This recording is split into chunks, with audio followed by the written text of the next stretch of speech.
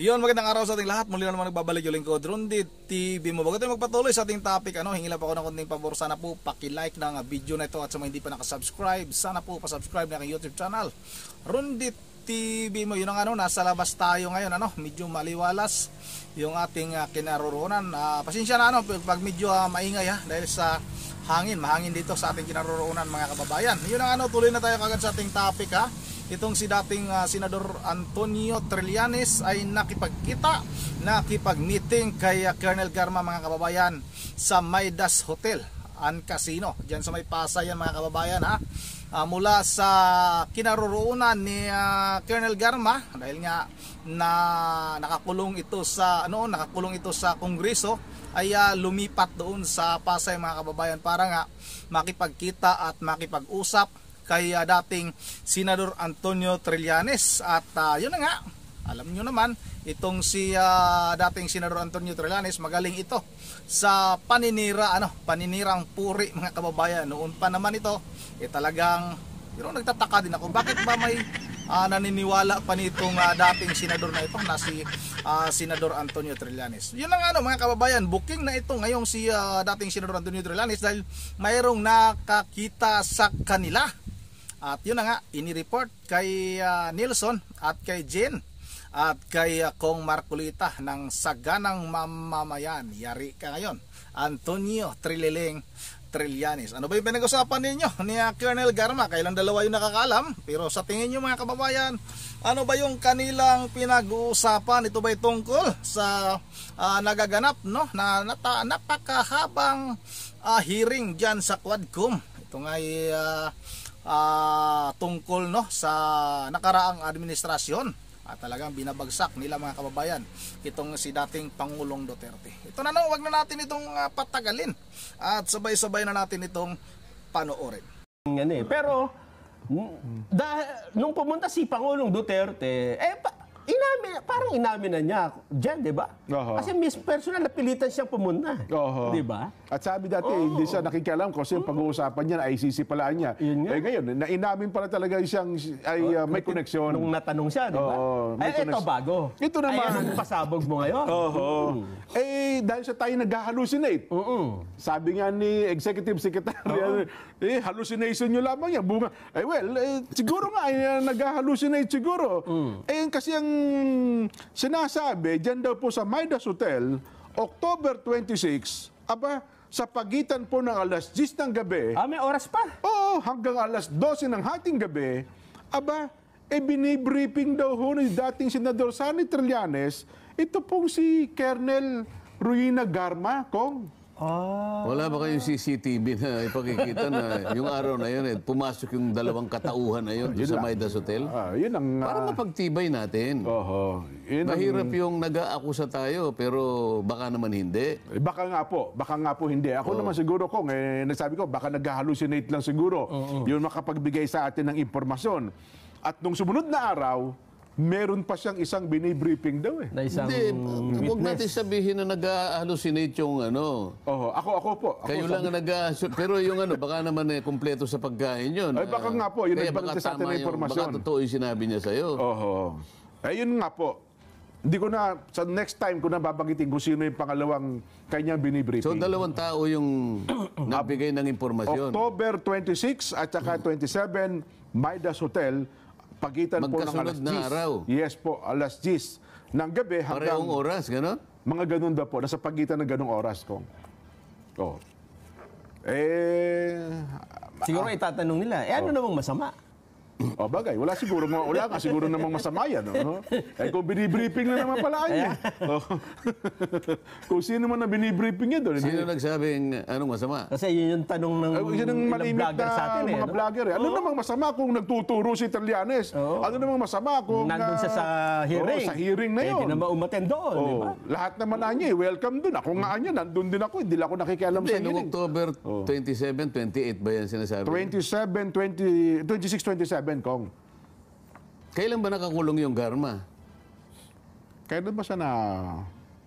Pakicheck nga sa avatar. Kasi kung nakakulong siya, ibig sabihin, pinayagan siya ng leadership ng House of Representatives. May problema yon. Di ba? Oo nga, no, kasi nakakontempt Tingnan sa niyo doon muna sana. kung anong araw na nakakulong, na-contempt siya eh. Oo. Kasama yung isang pulis na na-contempt. Opo. Matagal yung araw na yon kasi meron silang rekomendasyon na hindi 10 days, kung hindi kanya hanggang sa matapos yung pagdinig.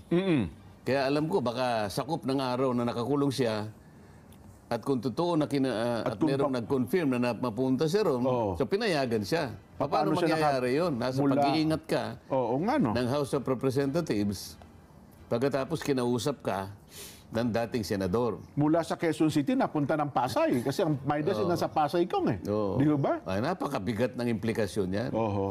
Makikita mo na dyan ang sari-saring mga espekulasyon dyan. Oo. Ano naman ang kinalaman ng isang dating senador sa gawain ng Quadcom? Oo. Lalong-lalo na kung nakapiit yan, nakadetain. Opo. Siyempre, under the control ng House of Representatives. Bakit? Ano naman ang business niya para kausapin siya? Yun nga lang lagi tinatanong. Ano naman yung masama kung kausapin ng Italianos yan? So Napakasama. May masama palang implikasyon yun, Kong. Sapagkat walang negosyo si Trillanes. Oho. Hindi siya parte ng Quadcom.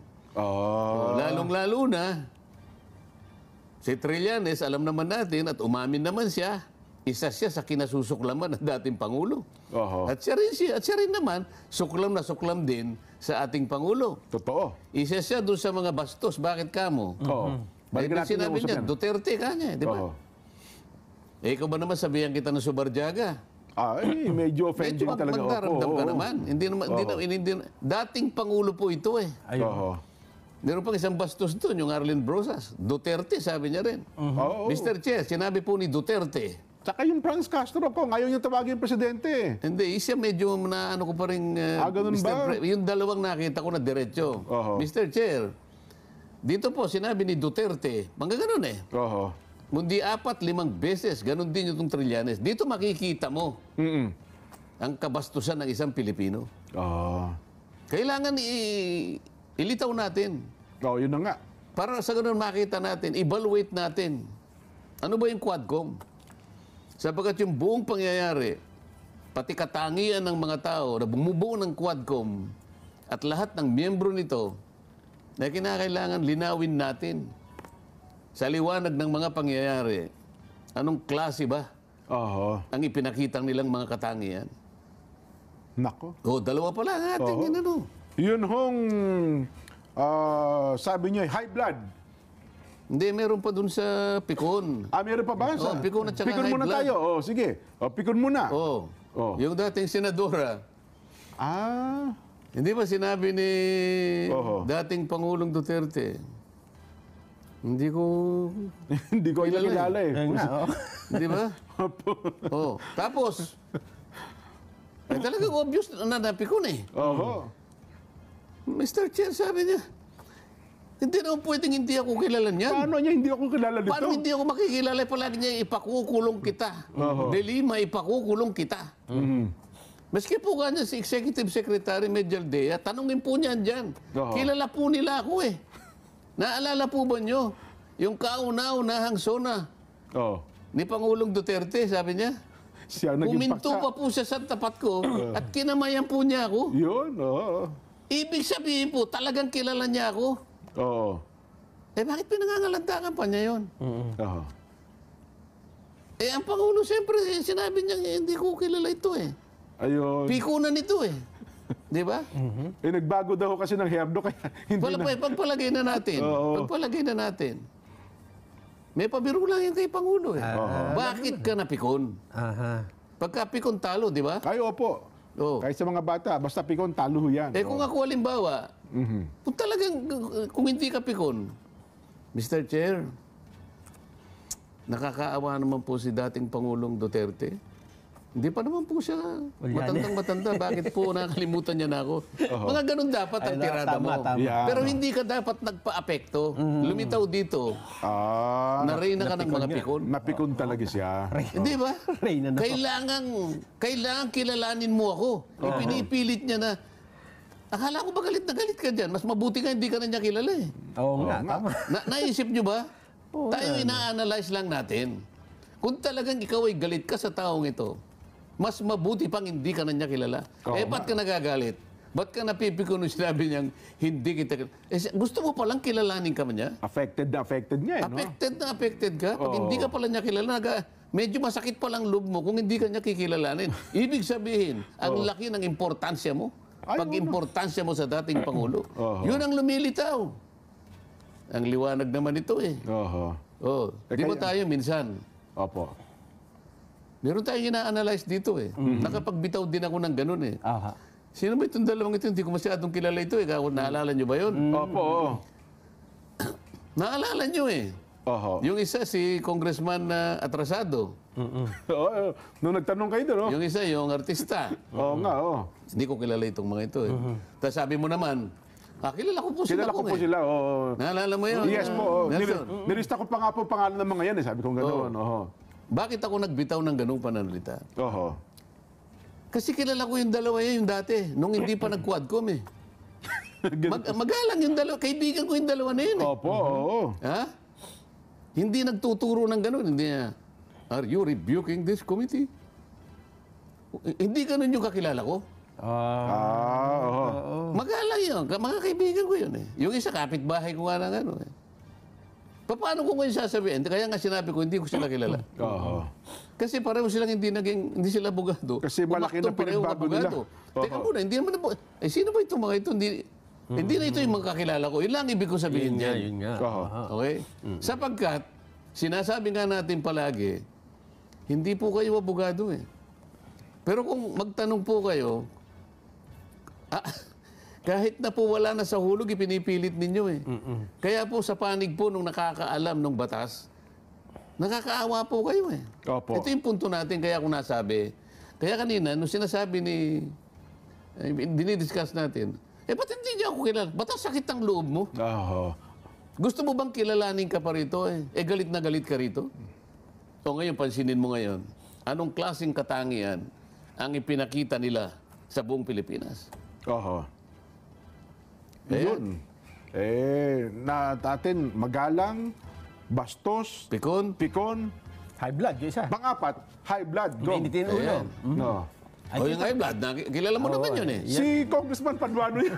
Kaibigan natin yan. Walang tatalo. Walang tatalo. Pero alam mo ba yung 14 na oras ko, ina-expect ko na magtatanong siya, meron siyang line of question. Hindi pala siya nagtanong.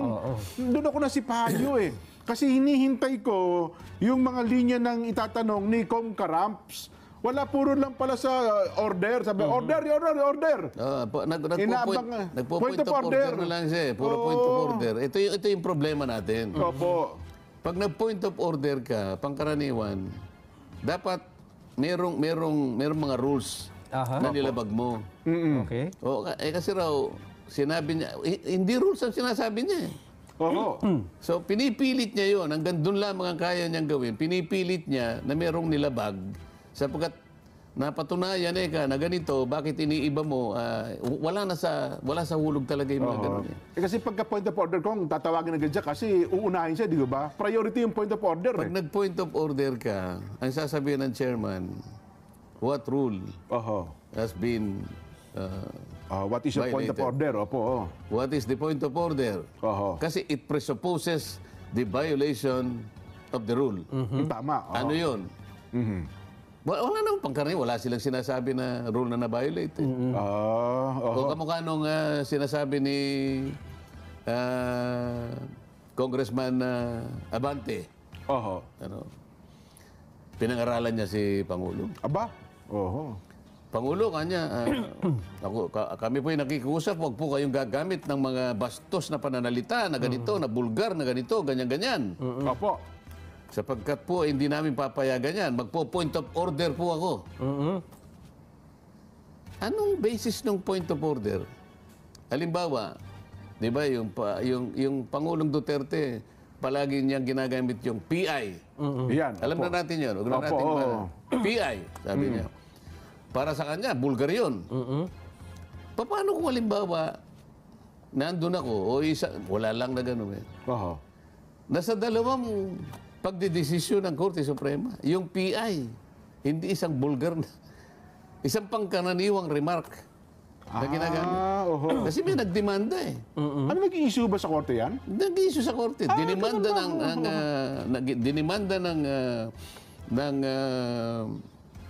Oho. ano yung termino natin? Ng kawalan ng paggalang. Kasi inano siya, ano? Oho. Slander by D o whatever. Ang ruling ng court, hindi ano yan, common ano lang yan eh. Ayun, ganun ba? Oho. Kasi kung papansinin mo, yung PI, Opo. pansinin mo, sa bawat ginagamit na pananalita ni Pangulong Duterte na PI, wala siyang mo. Ibig sabihin, wala siyang inaano na isang Hindi siya tao. pinapartikular sa isang tao. Wala. Oho. Basta niya, PI. Sabi niya lang. Oho. Iba yung sinabi mong PI mo. Direkta sa'yo. Oho. Pansinin mo lahat ang sinasabi niya. Wala.